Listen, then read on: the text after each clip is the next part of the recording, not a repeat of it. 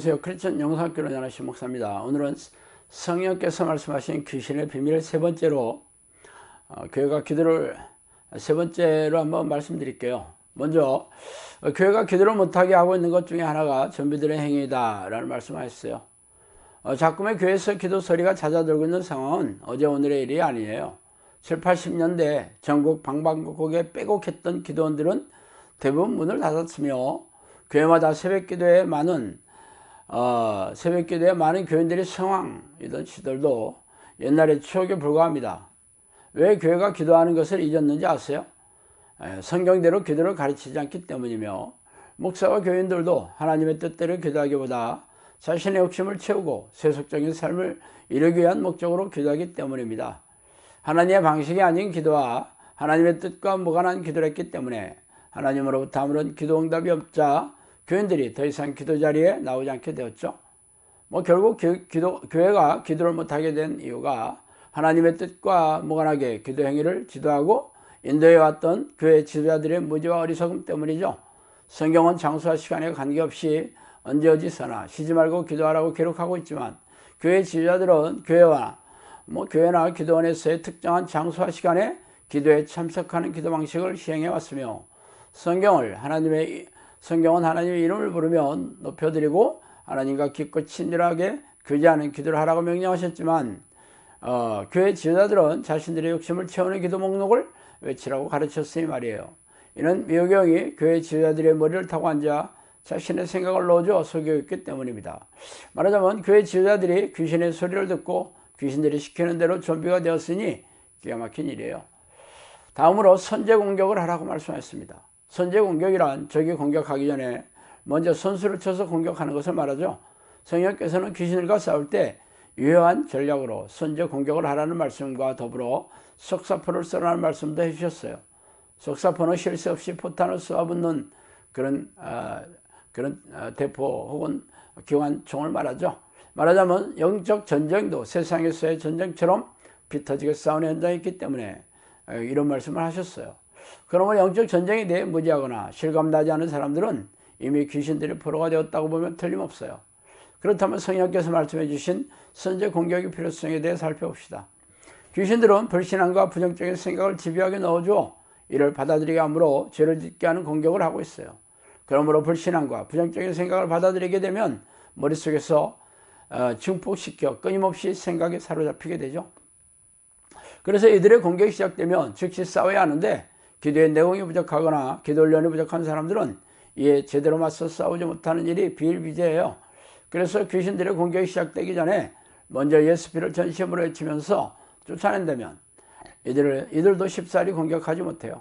귀신들이 부정적인 생각을 넣어주는 상황은 기도할 때도 있지만, 자신들이 조종하는 좀비나 사람들에게 자신들의 생각을 넣어줘 공격하기 십상이죠. 그러므로 상대방의 분노와 짜증을 터뜨리기 시작하면 즉시 속으로 예수피를 외치면서 자신의 생각에 영향을 끼치지 못하도록 죽줄 기도를 해야 합니다. 이렇게 선제 공격은 귀신들의 공격이 예상될 때나 부정적인 공격에 사로잡히기 쉬운 상황이나 환경에 있을 때 사용하는 탁월한 전략입니다. 자, 다음으로 감정 기복이 심한 자들은 악한 영이 있다고 말씀하셨어요. 감정은 생각이 또 다른 산물이죠. 슬픔, 분노, 걱정, 염려, 짜증, 억울함, 자괴감 등의 감정은 부정적인 생각의 산물인 셈이에요. 악한 영들은 이렇게 불신앙과 부정적인 생각을 넣어줘 두려움과 공포, 불안과 염려, 슬픔, 절망의 감정에 휩싸이게 만듭니다. 그러나 정상적인 생각으로 살아가는 이들이라면 이런 감정이 없는 사람은 거의 없겠죠. 그러나 미호경이 타고 앉아 생각을 넣어줘 조종하는 사람이라면 상황이 달라요.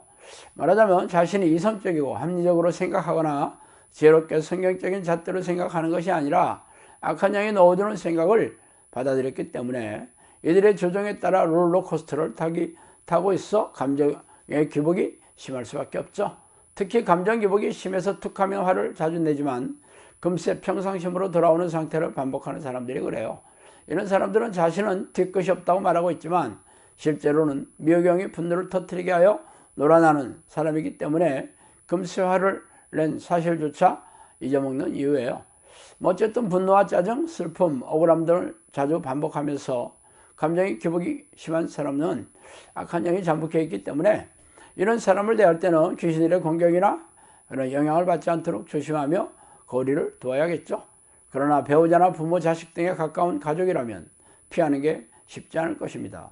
그러므로 이들의 공격을 받지 않도록 거리를 두거나 공격의 빌미를 제공하지 않도록 조심해야 합니다. 그러므로 궁극적으로 기도의 내공을 쌓아 악한 영의 공격을 무력화시킬 수 있는 성령의 능력을 보유하는 것도 잊지 마세요. 자, 그 다음으로 먹이 사슬에 대해 이해하라 이런 말씀하셨습니다. 학창시절에 생물동화를 보면 먹이 사슬에 대한 그림을 본 적이 있을 것입니다. 생물 사이에 포식자와 피식자의 먹고 먹히는 관계가 마치 사슬처럼 연결되어 있다고 해서 먹이 사슬이라는 이름이 붙었어요. 그런데 기가 막히게도 성령께서는 먹이 사슬이라는 단어를 사용하시는 게 기이했어요. 성령께서 말씀하신 먹이 사슬의 개념은 사탄, 마귀, 귀신, 사람의 순서입니다. 사탄은 마귀와 귀신들로 이루어진 악한 영의 군대를 통솔하며 마귀는 고급령으로 사탄의 조종을 받아 부합격인 귀신들을 통솔하고 있습니다. 그런데 사람이 먹이 사슬의 맨 마지막에 있다는 게 섬뜩하지 않아요? 악한 영의 조직에서 가장 힘이 없는 귀신이라도 범죄하고 내쫓겨서 그렇지 천사와 동급의 영적 능력을 가지고 있습니다. 말하자면 귀신은 사람의 생각을 잊고 나서 머리를 타고 앉아 자신의 생각을 넣어주며 속이는 능력이 탁월해요. 또한 몸 안에 잠복해 뇌세포를 파괴하고 각종 장기를 망가뜨리며 쇠약하게 만들어 고질병에 걸리게 하여 불행과 고통을 주어 영혼과 생명을 사냥하는 무서운 놈들이에요. 마귀는 귀신들의 우두머리로 수많은 귀신들은 몰고 다니며 사람들을 사냥하고 있습니다. 사탄은 자신들의 휘하에 수많은 마귀들을 두고 각계각층의 지도자들에게 들어가서 그들의 머리를 타고 앉아 조종함으로 세상을 지배하고 통치하고 있습니다. 그래서 성경에는 사탄을 가리켜 세상의 왕이라고 말하고 있죠. 이 먹이 사슬을 이해하지 못하는 사람들은 죄다 사탄의 손아귀에 잡혀있다고 보면 틀림없습니다. 자, 오늘은 여기까지 하겠습니다. 감사합니다.